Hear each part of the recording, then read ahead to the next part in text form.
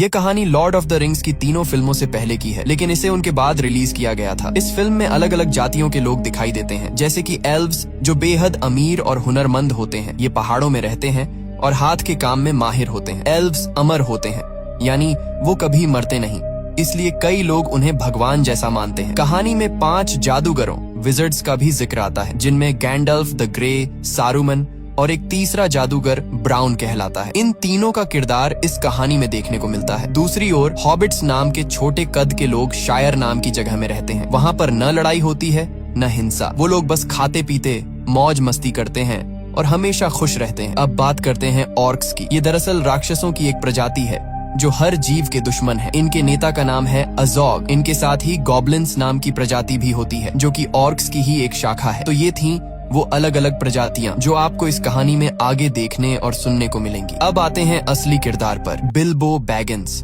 जो फ्रोडो का चाचा है। इस कहानी में बताया गया है कि बिल्बो की जिंदगी कैसी थी। कहानी की शुरुआत में उसे 11 साल का दिखाया गया है, जब वो अपनी जिंदगी की सारी बातें एक किताब में लिख रहा होता है ताकि उसका भतीजा फ्रोडो उसे पढ़ सके। इसके बाद कहानी 60 साल पीछे चली जाती है, उस वक्त की जब ड्वार्फ्स यानी बौने लोग पहाड़ों के अंदर अपने खूबसूरत शहरों में रहा करते थे। उनकी दुनिया इतनी शानदार थी कि देखने वालों को स्वर्ग जैसी लगती थी, और उन बौनों के राजा का नाम था थॉरिन ओकेनशील्ड। थोरिन का राजवंश पूरी तरह सुरक्षित था क्योंकि उसके बेटे और पोते दोनों जीवित थे। उस समय बौने लोग ड्वार्व्स दुनिया के सबसे अमीर प्रजाति माने जाते थे, क्योंकि उनके पहाड़ों के अंदर सोने की नदियां बहती थीं। उन्हें वहां हीरे, जवाहरात और कीमती पत्थर मिलते थे और वे इन्हें तराशने में बेहद कुशल कारीगर थे। एक दिन एक बौने को पहाड़ की गहराइयों में एक विशाल हीरा मिला। इस हीरे को हार्ट ऑफ द माउंटेन कहा गया। राजा थ्रोर ने इसे अपनी शाही ताकत और हक का प्रतीक बना दिया और इसका नाम रखा द किंग्स जूवल। कई सालों तक इस राज्य में सब कुछ शांति और समृद्धि से चलता रहा, लेकिन एक दिन उत्तर दिशा से एक भयानक ड्रैगन आ पहुंचा, जिसका नाम था स्माउग। यह ड्रैगन अपने मुंह से आग उगलता था और बेहद क्रूर व लालची था। उसने अपने रास्ते में आने वाले सभी शहरों को जला डाला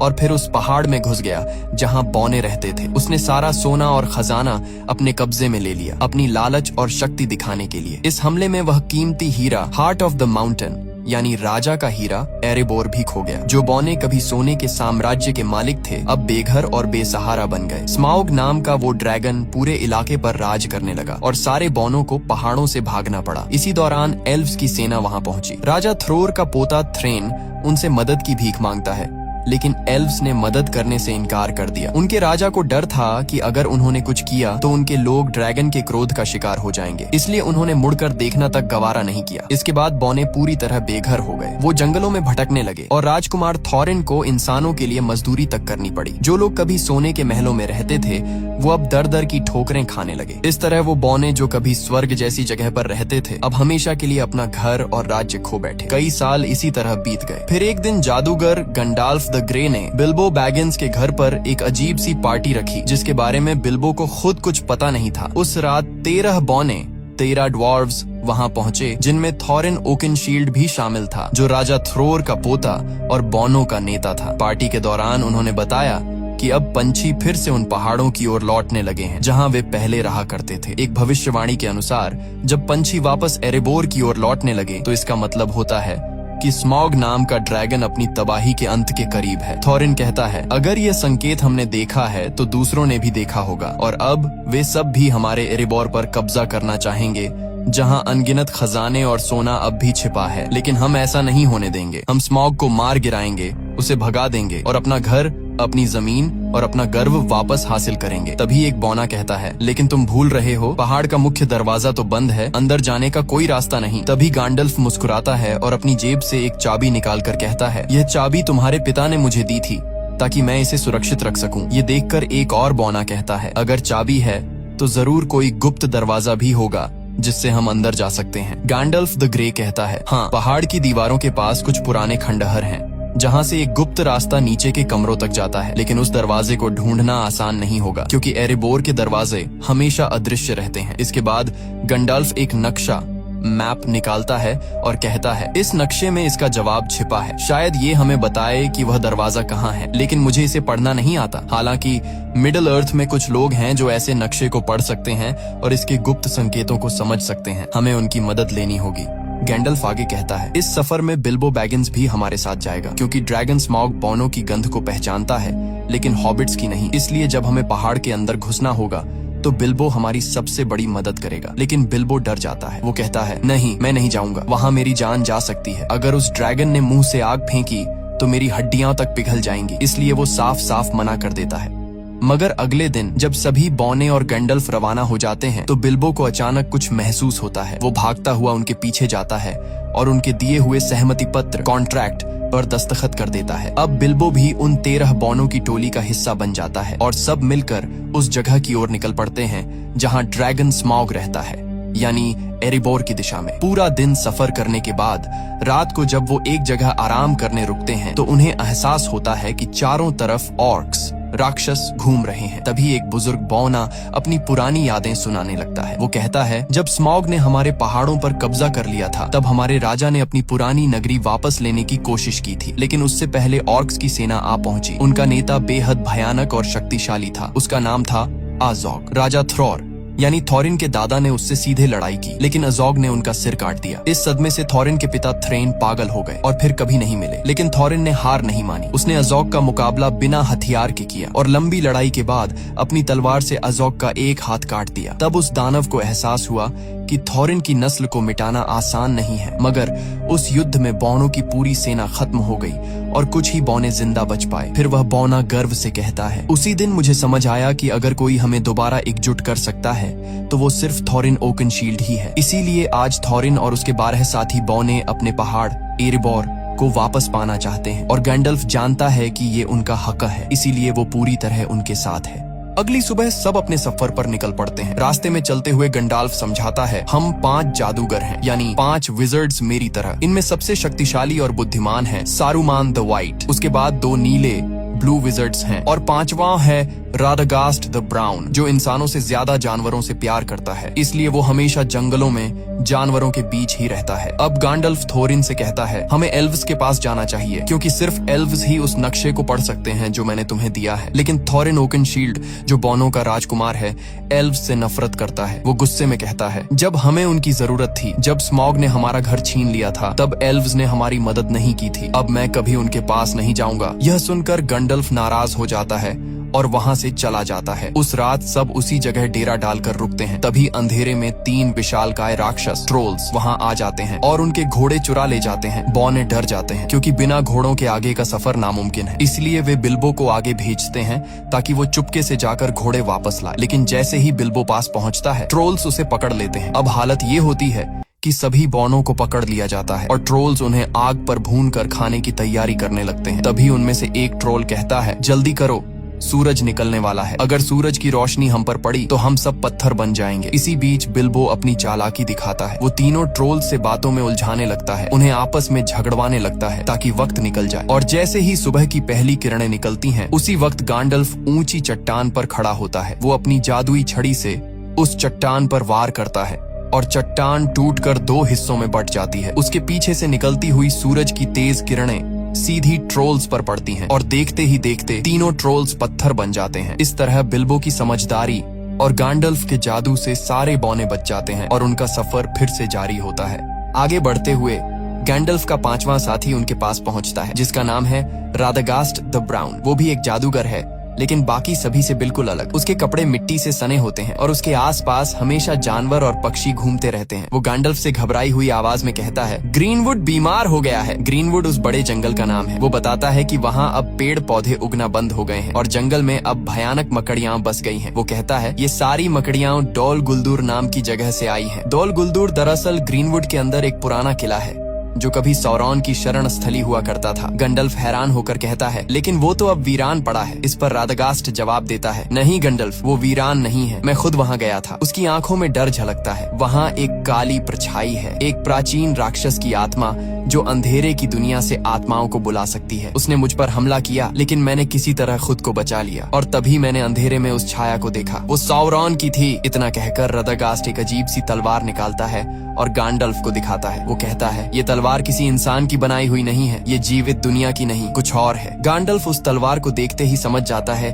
कि राडागास्ट सच कह रहा है। अंधकार फिर से लौट आया है। उसी वक्त आसमान से भेड़ियों की डरावनी हुआ हुआ सुनाई देती है। गैंडल्फ चौंक जाता है। ये वॉर्ग्स हैं। असल में ये भेड़िए नहीं बल्कि ऑर्क्स के शिकारी जानवर हैं जो उन्हें मारने और पकड़ने के लिए पीछा कर रहे थे। रादागास्ट तुरंत कहता है, मैं उन्हें अपनी तरफ खींच लूंगा, तुम सब भाग जाओ। वो अपनी जादुई स्लेज पर सवार होता है जो खरगोशों से खींची जाती है और ऑर्क्स और वॉर्ग्स उसका पीछा करने लगते हैं। इधर गैंडल्फ और बाकी बौने भागते हुए जमीन के नीचे बने एक सुरंग में घुस जाते हैं। पीछे से वॉर्ग्स उन पर झपटने ही वाले होते हैं, लेकिन वो सब किसी तरह सुरंग के अंदर गायब हो जाते हैं और फिलहाल के लिए अपनी जान बचा लेते हैं। तभी अचानक वहाँ एल्व्स आ पहुँचते हैं, तेज, खूबसूरत और बेहद घातक। कुछ ही पलों में वो सारे ऑर्क्स को खत्म कर देते हैं। इस लड़ाई से बचते हुए बौने, गैंडाल्फ और बिल्बो एक अंधेरी गुफा से निकलकर पहुँचते हैं एक जादुई और रहस्यमयी जगह, रिवेंडेल यानी एल्व्स की धरती। यही वो जगह थी जहां जाने का बिल्बो बैगिंस हमेशा से सपना देखता था, लेकिन थोरिन को वहां जाना बिल्कुल पसंद नहीं था। वो एल्व्स से नफरत करता था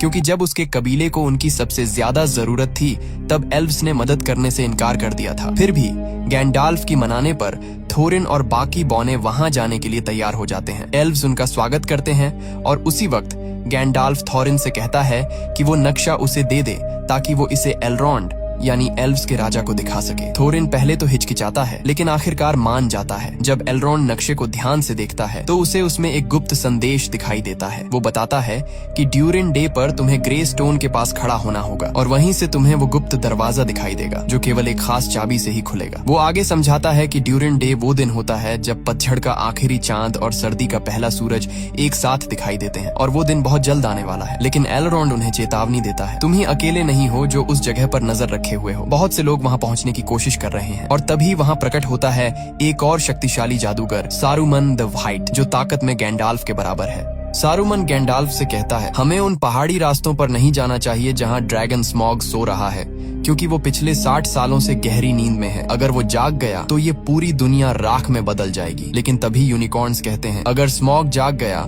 और उसने दुश्मनों के साथ हाथ मिला लिया तो तबाही ऐसी होगी जिसकी इंसान कल्पना भी नहीं कर सकता। वे गैंडाल्फ को सब कुछ बताते हैं जो रैडगास्ट यानी 5वां और भूरा जादूगर पहले ही बता चुका था, लेकिन सारूमन उनकी बातों पर यकीन करने से इनकार कर देता है। तभी एलरॉन्ड, एल्व्स का राजा, गंभीर आवाज में कहता है, 400 साल पहले जब अंधकार ने इस धरती को निगला था तब हर चीज खत्म हो गई थी। अब बड़ी मुश्किल से हमने फिर से शांति पाई है और मैं नहीं चाहता कि वो विनाश दोबारा लौट आए। इसलिए एल्व्स और सारूमन दोनों ही थोरिन के मिशन में साथ जाने से इनकार कर देते हैं। मगर थोरिन को किसी की मदद की जरूरत नहीं थी। वो पहले से ही एल्व्स से नाराज था, इसलिए बिना कुछ कहे, बिना अलविदा बोले वो वहां से निकल जाता है। कुछ समय बाद थोरिन और उसके साथी पहुंचते हैं धुंध से ढकी पहाड़ियों में, जिन्हें मिस्टी माउंटेन्स कहा जाता है। कहते हैं यहाँ विशाल पत्थरों के जोड़े रहते हैं जो जिंदा हैं और एक दूसरे से लड़ते रहते हैं। शुरुआत में किसी को यकीन नहीं होता, लेकिन अचानक पूरी घाटी हिलने लगती है, आसमान गूंज उठता है और सामने दिखते हैं वो विशाल पत्थर जो सचमुच एक दूसरे पर हमला कर रहे थे। उनकी टक्कर से पूरी धरती कांप उठती है और थोरिन का दल अपनी जान बचाने के लिए भागने लगता है। कोई और रास्ता न देखकर वे पहाड़ों की गुफाओं में छिप जाते हैं, लेकिन जैसे ही वे अंदर जाते हैं उन पर हमला कर देते हैं गॉब्लिन्स, डरावने, कुरूप और खून के प्यासे जीव। वे सारे बौनों को पकड़ लेते हैं और गहराई में ले जाते हैं। उधर दूसरी तरफ दिखाया जाता है कि ऑर्क्स और उनके निर्दयी नेता एजॉग, जो कभी थोरिन के हाथों अपनी बाह गंवा चुका था, अब गुस्से से पागल हो चुका है। वो दहाड़ते हुए अपने सैनिकों को आदेश देता है, थोरिन को ढूंढो और उसका सर मेरे सामने लाओ। थोरिन सोचता है कि एजॉग मर चुका है, लेकिन हकीकत में वो जिंदा है और अब उसकी आंखों में सिर्फ एक ही जुनून जल रहा है, थोरिन और उसके पूरे कबीले का सफाया करने का। थोरिन और बाकी सारे बौने अब ऑर्क्स के हाथों में कैद थे। तभी गॉब्लिन्स का राजा हंसते हुए कहता है, कोई है जो तुम्हें ढूंढ रहा है, कोई जो तुम्हें मारना चाहता है। उसका नाम है एजॉग। वो अपने एक आदमी को भेजता है ताकि एजॉग से सौदा किया जा सके, थोरिन और उसके साथियों की मौत के बदले इनाम के लिए। अब ये 13 बौने पूरी तरह गॉब्लिन्स की कैद में थे, लेकिन उनके साथ बिल्बो बैगिंस नहीं था। दरअसल जब गॉब्लिन्स ने उन सब पर हमला किया था, उसी अफरा तफरी में बिल्बो नीचे अंधेरी खाई में गिर पड़ा। वो इतनी गहराई में जा गिरा जहाँ रोशनी का नामो निशान नहीं था, एक ऐसी जगह जिसे अंडरवर्ल्ड कहा जाता है। वहीं उसके साथ एक गॉब्लिन भी नीचे गिरता है। दोनों बेहोश पड़े होते हैं। तभी अंधेरे में एक डरावना, पतला, चमकती आंखों वाला जीव आता है, गॉलम। गॉलम यहाँ अंधेरे झीलों के बीच रहता है मछलियां और गॉब्लिन्स खाकर जिंदा रहता है। उसके पास एक रहस्यमयी अंगूठी है, वो अंगूठी जिसमें अपार ताकत छिपी है। जब वो बेहोश गॉब्लिन को देखता है तो उसे घसीट कर ले जाने लगता है, लेकिन तभी गॉब्लिन होश में आ जाता है। गोलम गुस्से में एक पत्थर उठाता है और उस पर हमला कर देता है, और उसी झगड़े के दौरान वो अंगूठी, उसकी सबसे कीमती चीज, उसके जेब से गिर जाती है। दूर कोने में छिपा बिल्बो ये सब देख रहा होता है। वो धीरे से आगे बढ़ता है और वो अंगूठी उठाकर अपनी जेब में रख लेता है। उसे पता नहीं था कि उसने अभी अभी पूरी दुनिया की किस्मत अपने हाथों में ले ली है, लेकिन अब बिल्बो के सामने नई मुसीबत थी। इस अंधेरी जगह से निकलने का रास्ता उसे मालूम नहीं था। तभी सामने से वही डरावना गोलम आता है। उसकी आंखों में खून उतर आया था। वो बिल्बो को देखकर गुर्राता है और कहता है, माय प्रेशियस, तू यहाँ क्या कर रहा है? वो बिल्बो को मार डालना चाहता है, लेकिन बिल्बो हिम्मत दिखाता है और कहता है, ठहरो, चलो एक खेल खेलते हैं। अगर मैं तुम्हारे सारे पहेलियों के सही जवाब दे दूं और तुम मेरी पहेली न सुलझा सको तो तुम मुझे बाहर का रास्ता दिखाओगे।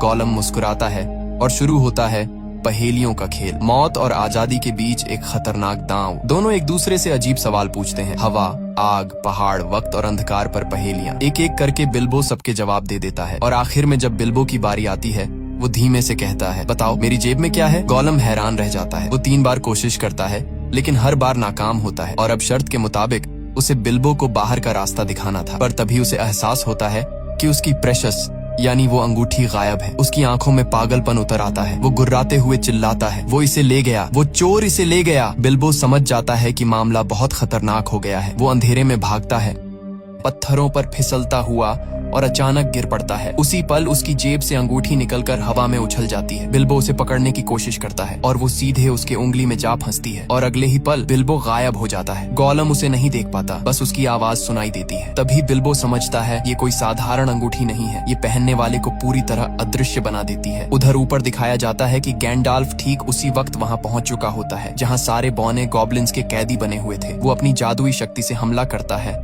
और शुरू हो जाती है एक भयंकर लड़ाई। गॉब्लिन्स का राजा, एक विशालकाय भयानक जीव, गर्जना करता है, लेकिन गैंडाल्फ अपनी तलवार से उसका सिर काट देता है। धुएं और आग के बीच सारे बौने आजाद होकर भागते हैं और आखिरकार पहाड़ों के रास्तों से बाहर निकल आते हैं। वहीं दूसरी तरफ बिल्बो धीरे धीरे अंधेरे से बाहर निकलता है, लेकिन गोलम उसके रास्ते में आ जाता है। उसकी आंखों में पागलपन और नफरत झलक रही होती है। बिल्बो चुपचाप तलवार निकालता है। वो गोलम को मार सकता था, पर उसी पल वो रुक जाता है। उसे उस जीव पर दया आ जाती है जो अपनी लालच और तन्हाई में खुद ही कैद हो गया था। बिल्बो उसे मारे बिना उसके ऊपर से छलांग लगाता है और भाग निकलता है। गोलम उसकी चीखती आवाज के साथ गुफा में गूंज उठता है, वो चोर, उसने मेरी प्रेशियस चुरा ली। और उसी पल से गोलम के दिल में जल उठती है बिल्बो के लिए नफरत की आग। बाहर निकलने पर बिल्बो की मुलाकात थोरिन और बाकी बौनों से होती है। सब उसे देखकर हैरान रह जाते हैं, वो कैसे बच निकला। लेकिन उनकी राहत ज्यादा देर नहीं टिकती, क्योंकि तभी अचानक आसमान से आवाजें आने लगती हैं। एजोग और उसकी ऑर्क्स की फौज वहां पहुंच चुकी होती है। वो विशालकाय भेड़ियों,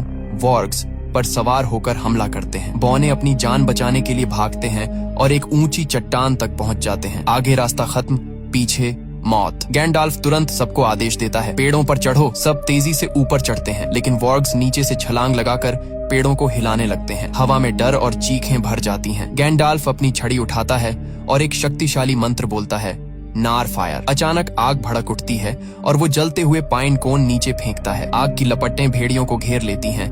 कई ऑर्क्स जलकर गिर पड़ते हैं। आसमान में धुआं उठ रहा था। नीचे मौत थी और ऊपर टहनियों पर लटके थे थोरिन, बिल्बो और बाकी सारे बौने। और तभी कुछ ऐसा होने वाला था जो उनके भाग्य की दिशा हमेशा के लिए बदल देता। थोरिन और अजोग का आमना सामना फिर से होता है। थोरिन जैसे ही अजोग को देखता है, उसके गुस्से की कोई हद नहीं रहती, क्योंकि अजोग ने ही उसके दादा का सिर कलम किया था। वो गुस्से में अपनी तलवार निकालकर उस पर टूट पड़ता है, लेकिन अजोग बहुत ताकतवर होता है। उसका भेड़िया थोरिन को मुंह में दबोचकर जोर से फेंक देता है। अजोग अपने सैनिकों से कहता है कि थोरिन का सिर काट दो। तभी जब उसका आदमी तलवार उठाता है, बिल्बो बैगिंस उस पर हमला कर देता है, लेकिन बिल्बो इतने बड़े राक्षसों से मुकाबला नहीं कर सकता। उसके सामने 4 ऑर्क्स अपने अपने विशाल भेड़ियों पर सवार होकर उसकी ओर बढ़ रहे होते हैं ताकि उसे मार सकें। तभी बाकी बौने पेड़ों से नीचे उतरते हैं और उन पर हमला कर देते हैं, लेकिन ये ऑर्क्स बहुत ताकतवर होते हैं और बौनों के लिए उनका सामना करना मुश्किल पड़ता है। तभी आसमान से विशाल ईगल्स, गरुड़ जैसे विशाल पक्षी उतरते हैं। ये ईगल्स ऑर्क्स पर टूट पड़ते हैं, उन्हें अपनी तेज पंजों में पकड़कर हवा में उठा ले जाते हैं और नीचे गिरा देते हैं। इस तरह बिल्बो बैगिंस, थोरिन और बाकी सभी की जान बच जाती है। इन ईगल्स को यहाँ भेजा था गैलेड्रियल ने, जो एक एल्फ होती है और गैंडाल्फ पर पूरी तरह भरोसा करती है। उसे पूरा यकीन होता है कि गैंडाल्फ जो कह रहा है वो सच है और बिल्कुल सही है, इसलिए उसने मदद भेजी थी। ईगल्स सबको उठाकर दूर सुरक्षित जगह ले जाते हैं, जबकि नीचे अजोग और उसके बाकी सैनिक गुस्से में उन्हें जाता हुआ देखते रह जाते हैं। ईगल्स सबको एक सुरक्षित जगह पर उतार देते हैं। वहां थोरिन बिल्बो बैगिंस के पास आता है और कहता है, मैं हमेशा तुम्हारे खिलाफ था। मैं नहीं चाहता था कि तुम हमारे साथ आओ क्योंकि मुझे तुम पर भरोसा नहीं था, लेकिन अपनी जिंदगी में मैं कभी इतना गलत नहीं हुआ। इतना कहकर थोरिन बिल्बो बैगिंस को गले लगा लेता है। हालांकि बिल्बो बैगिंस के पास अब वह जादुई अंगूठी होती है, लेकिन वो इसके बारे में किसी को कुछ नहीं बताता। अब सबकी नजरें उस पहाड़ पर होती हैं, वही पहाड़ जो कभी बोनो का घर था, जहाँ वे शांति से रहते थे। लेकिन अब उसी पहाड़ के भीतर सो रहा है भयानक ड्रैगन स्मॉग, जिसने कभी इनसे उनका घर छीन लिया था। फिर कैमरा उस पहाड़ के अंदर दिखाता है, जहां स्मॉग, जो पिछले 60 सालों से गहरी नींद में था, अब अपनी आंखें खोल देता है और यहीं पर कहानी खत्म होती है। ये फिल्म 2012 में रिलीज हुई थी, जिसे IMDb पर 7.8/10 की रेटिंग मिली है।